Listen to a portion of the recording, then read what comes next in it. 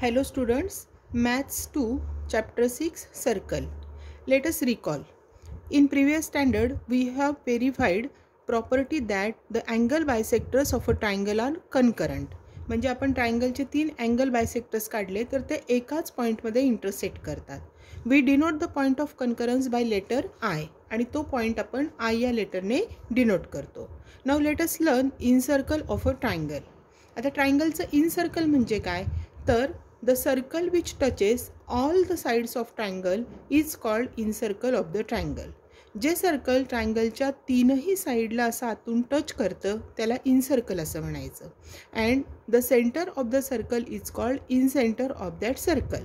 आणि त्या सर्कलचं जे सेंटर असतं त्याला इन सेंटर असं म्हणतात, जे आयने डिनोट करतात. आता ही फिगर ऑब्झर्व करा. याच्यामध्ये आपल्याला ट्रायंगल ABC दाखवलेला आहे आणि या ट्रायंगल ABCच्या तीनही अँगलचे बायसेक्टर दाखवलेले आहेत बघा. अँगल Aचा बायसेक्टर, अँगल Bचा बायसेक्टर आणि अँगल Cचा बायसेक्टर. हे तिन्ही अँगल बायसेक्टर्स एकमेकांना पॉईंट आय मध्ये इंटरसेक्ट करतात. आता यामध्ये हा जो पॉईंट आहे आय, या पॉईंटमधून आपण ट्रायंगलच्या तीनही साईडवर परपेंडिक्युलर्स ड्रॉ केलेत. Seg IP perpendicular to side AB, seg IQ perpendicular to side BC and seg IR perpendicular to side AC. आता आपल्याला माहिती आहे की हा आय पॉईंट परपेंडिक्युलर बायसेक्टरवरचा पॉईंट आय पॉईंट जो अँगल बायसेक्टरवरचा पॉईंट आहे तो पॉईंट ट्रायंगलच्या साईड्सपासून इक्वल डिस्टन्सवर असतो. Every point on the angle bisector is equidistant from the sides of the angles. म्हणजेच आय हा पॉईंट AB, BC आणि AC पासून इक्वल डिस्टन्सवर आहे. याचाच अर्थ IP is equal to IQ is equal to IR. हे तीनही डिस्टन्स इक्वल होतील.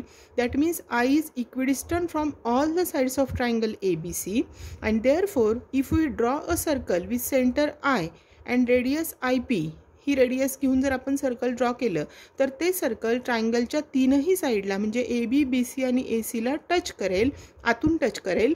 आणि असं जे सर्कल आपण काढणार आहोत त्याला म्हणायचं incircle. Now let us learn circumcircle of a triangle. In previous standard we have verified the property of perpendicular bisectors of a triangle.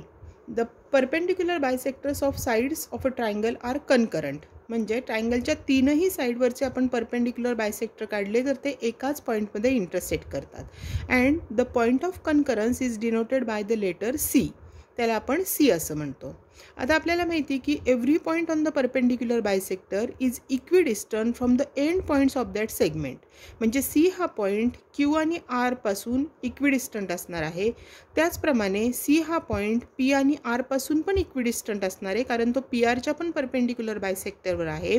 म्हणजे C हा पॉईंट P, Q आणि R या तीनही पॉईंटपासून इक्विडिस्टंटवर आहे, सारख्या अंतरावर आहे. म्हणजेच जर आपण C हे सेंटर घेऊन आणि CP ही रेडियस घेऊन जर सर्कल ड्रॉ केलं तर ते सर्कलच्या असं तीनही व्हर्टायसेसमधून जाईल. अशा सर्कलला आपण सर्कम सर्कल असं म्हणतो आणि त्याचं जे सेंटर आहे C त्याला सर्कम सेंटर असं म्हणतो. Circle passing through all the vertices of a triangle is called circumcircle of the triangle and the center of the circle is called circumcenter of the triangle.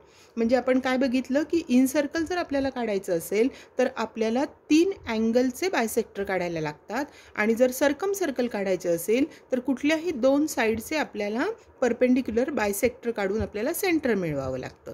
तर ते construction कसं करायचं हे आपण next exercise practice सेटमध्ये बघूया.